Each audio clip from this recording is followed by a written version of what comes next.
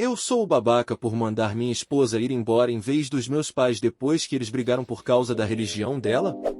Nem sei como começar isso, mas acho que vou direto ao ponto. Tenho 31 anos, homem, casado há pouco mais de um ano com minha esposa, que tem 29. Estamos juntos há 5 anos do total. E sim, a treta aqui é família, religião e falta de limite. Meus pais sempre foram super cristãos. Cresci assim, com missa, hinos, oração antes das refeições, aquela vibe de tudo pela glória de Deus. Eu segui o rolê por costume, mas na real sempre fui meio agnóstico. Não era que eu fosse rebelde, só não sentia do mesmo jeito que eles.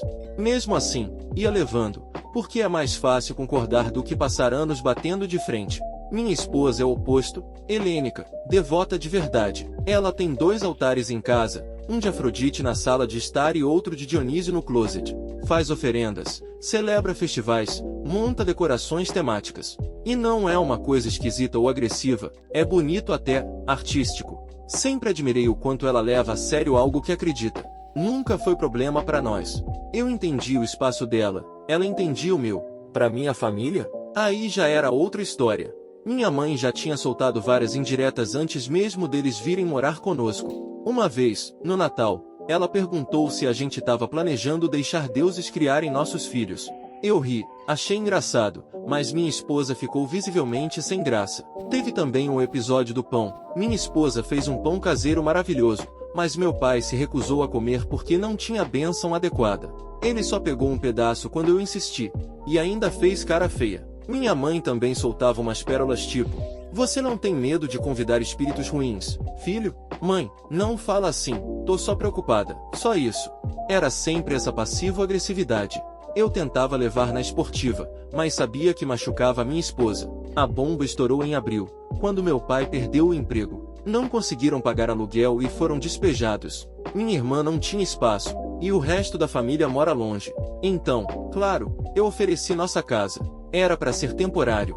2 meses, no máximo. Já são 4 meses. Desde o primeiro dia, virou um inferno. Minha mãe quebrou sem querer uma das tigelas de oferenda no altar da sala. Até aí, ok, acidentes acontecem, mas em vez de pedir desculpa, soltou. Talvez seja um sinal de que isso não devia estar em público. Minha esposa quase chorou na hora. Meu pai, por sua vez, soltava comentários do nada tipo: vou orar pela alma dela. E o pior, minha mãe entrou no closet da minha esposa e borrifou água benta em cima do altar de Dionísio. Disse que estava protegendo a casa. Minha esposa ficou fora de si. Gritou, chorou, disse que era invasão de privacidade. Minha mãe retrucou: só estou protegendo você de enganos espirituais. Era sufocante. Minha esposa passou a repetir cada vez mais que não se sentia bem-vinda na própria casa. Ela chorava, me cobrava: você não me defende. E eu tentava responder: eu defendo sim, só não quero brigar todo dia. Eu fazia pequenas coisas, dizia para os meus pais não mexerem nos altares, pedia que não reorganizassem oferendas, falava para não entrarem no quarto dela. Cheguei a advertir discretamente quando passavam dos limites, mas nunca elevava o tom.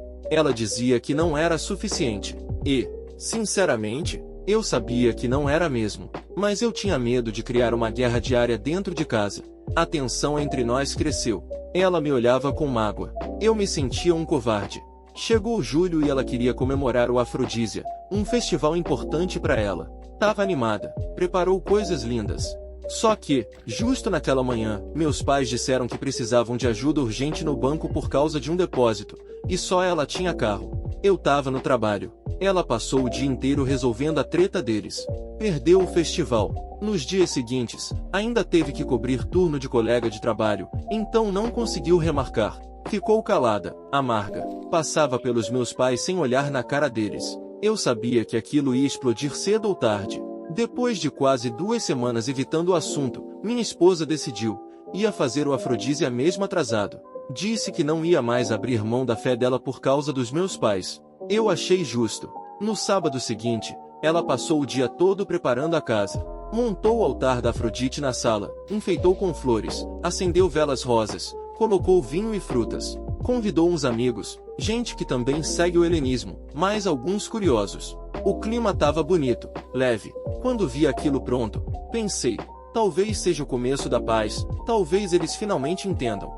Doce ilusão. A celebração começou tranquila. Música suave, risadas, brindes. Eu tava sentado no sofá, meio deslocado, mas feliz por ver minha esposa animada. Até que meus pais chegaram da igreja. Eles abriram a porta, viram o altar e os convidados, e pararam no batente como se tivessem encontrado um demônio no tapete da sala. Minha mãe franziu a testa e disse alto: "Eu não me sinto confortável com esse tipo de coisa acontecendo nesta casa." Meu pai completou, a voz carregada de autoridade: "Eu não posso permitir a adoração de falsos ídolos sob meu teto." A sala congelou. Minha esposa levantou de repente, olhos marejados e cheios de fúria. "Também é a minha casa. Vocês já arruinaram meu festival uma vez, não vão arruinar de novo." Meu pai avançou 2 passos, apontando o dedo. "Você está afastando meu filho de Deus. Isso é obra do inimigo." Os amigos dela olharam pro chão, constrangidos. Eu fiquei no meio, sem saber se mandava todos calarem a boca ou se pedia desculpas. A discussão subiu de tom. Minha esposa gritava, meu pai retrucava, minha mãe chorava rezando em voz alta. Eu fiquei paralisado. Senti o peso de todos os olhares. No auge do pânico, falei a primeira coisa que me veio à cabeça: "Amor, vai lá fora um pouco, deixa a gente se acalmar." Ela me encarou. Não piscou. O silêncio dela foi pior do que qualquer grito. Então subiu correndo, pegou algumas coisas no quarto e saiu com os amigos. A porta bateu. Meus pais respiraram fundo, aliviados, como se eu tivesse feito a coisa certa. Minha mãe chegou a sorrir e dizer: "Viu? Agora a paz pode voltar a este lar." Mas dentro de mim só tinha vazio. Na mesma noite, tentei ligar para minha esposa. Nada. Mandei mensagem: "Desculpa, a gente conversa. Volta para casa." Silêncio. No dia seguinte, de novo. Silêncio. Até que ela respondeu: "Cansei de lutar para ser tão importante para você quanto seus pais são." Doeu. Eu li aquilo umas 10 vezes. E percebi que, pela primeira vez, ela não estava só chateada. Ela estava desistindo. Os dias seguintes foram uma tortura. Meus pais agiam como se nada tivesse acontecido. Minha mãe até cantarolava lavando a louça, como se tivesse vencido uma guerra espiritual. Eu andava pela casa e parecia que as paredes me acusavam. Cada canto lembrava minha esposa, as flores que ela cuidava, o espaço vazio onde ela montava o altar. Tudo tinha ficado frio, como se ela tivesse levado a vida da casa junto com ela. No trabalho, eu não conseguia me concentrar. Ficava revivendo a cena, minha esposa olhando para mim com aquele olhar de decepção profunda, meus pais atrás, orgulhosos de eu tê-la mandado embora. Comecei a questionar tudo. Será que eu tinha coragem de impor limites de verdade? Ou ia passar a vida toda me escondendo atrás de "não quero brigar todo dia"? Eu sabia a resposta, mas não queria encarar. Na quarta-feira à noite, eu estava na cozinha, mexendo no celular, quando o telefone fixo tocou. Quase ninguém liga no fixo hoje em dia. Atendi. "Alô?" Silêncio. Depois, uma respiração pesada. "Quem tá falando?" Então reconheci a voz. Era meu sogro. Eu nunca tinha falado com ele diretamente, só em encontros de família. Ele morava em outra cidade. A voz dele veio firme, quase ameaçadora. "Eu sei o que você fez com a minha filha." Meu coração disparou. A voz dele era firme, sem espaço para brincadeira. "Eu sei o que você fez com a minha filha." Fiquei mudo por alguns segundos. Não esperava aquilo. Sogro, sou eu mesmo. "A minha filha tá aqui, chorando há dias. Você mandou ela sair da própria casa dela para ficar com seus pais. É isso que você chama de marido?" Engoli seco. Tentei explicar, mas soava frágil até para mim. Eu não quis isso. Foi no calor da briga, eu não sabia o que fazer, pois devia saber. Ele cortou, a voz aumentando. "Você escolheu a covardia. Escolheu agradar seus pais e jogou fora o respeito da sua esposa." A cada palavra parecia que ele enfiava uma faca no meu peito. Mas eu não tinha como negar. Ele estava certo. Antes de desligar, ele falou baixo, quase como uma sentença: "Se você quer a minha filha de volta, vai ter que provar que ela vem em primeiro lugar. Senão, não tem mais casamento." O silêncio depois da ligação foi ensurdecedor. Passei a noite sem dormir. Fiquei deitado encarando o teto, ouvindo a respiração pesada dos meus pais no quarto ao lado. E a frase do sogro ecoando na cabeça: "Vai ter que provar." No dia seguinte, quando acordei, olhei para os meus pais tomando café como se nada tivesse acontecido. Minha mãe até comentou: "Dormiu bem, filho?" E eu só consegui responder com um seco: "Não." Senti que algo dentro de mim tinha virado a chave. No sábado de manhã, juntei coragem. Chamei meus pais para conversar na sala. Eles vieram tranquilos, achando que seria mais uma daquelas conversas mornas que não levam a lugar nenhum. Mas dessa vez, não. Pai, mãe, a gente precisa colocar limites. Vocês estão aqui de favor, porque eu quis ajudar. Mas vocês não têm o direito de desrespeitar a minha esposa dentro da nossa casa. Meu pai arregalou os olhos. Nossa casa? Essa casa é fruto do nosso trabalho também, jovem. Não é. Essa casa é minha e dela. Eu paguei com o meu trabalho. Construí a vida com ela. Vocês são meus pais. Eu amo vocês. Mas vocês estão destruindo meu casamento. Minha mãe tentou interromper. Filho, ela tá te afastando de Deus. Não, mãe. Quem tá me afastando são vocês, forçando fé goela abaixo, invadindo o espaço dela, tratando ela como inimiga. O silêncio foi pesado. Foi a primeira vez que falei desse jeito. Passei a mão no rosto, respirei fundo e soltei. Eu não posso mais deixar isso continuar. Vocês têm que procurar outro lugar. Minha mãe arregalou os olhos, começou a chorar. Vai escolher ela em vez da gente? Não é questão de escolher, mãe. É questão de respeitar. Eu casei.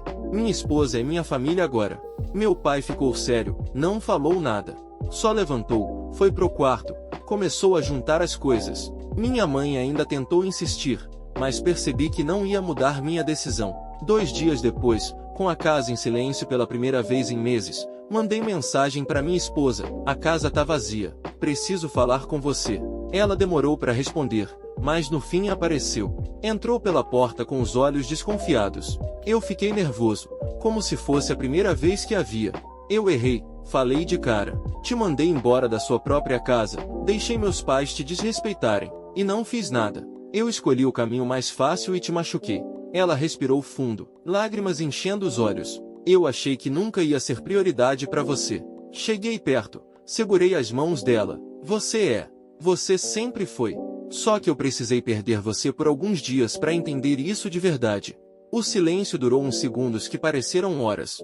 Até que ela encostou a testa na minha e sussurrou. Então me prova. Não foi de um dia pro outro que tudo voltou ao normal. A confiança machucada não some de repente. Mas aos poucos, com pequenas atitudes, comecei a mostrar que ela vinha em primeiro lugar. Ajudei a montar novamente o altar que minha mãe tinha invadido. Participei, pela primeira vez, de uma celebração dela, sem rir nem estranhar. Só respeitei. E quando alguém da minha família veio perguntar se ainda tinha aqueles ídolos em casa, respondi sem medo. Tem sim, e vai continuar tendo. Minha esposa percebeu.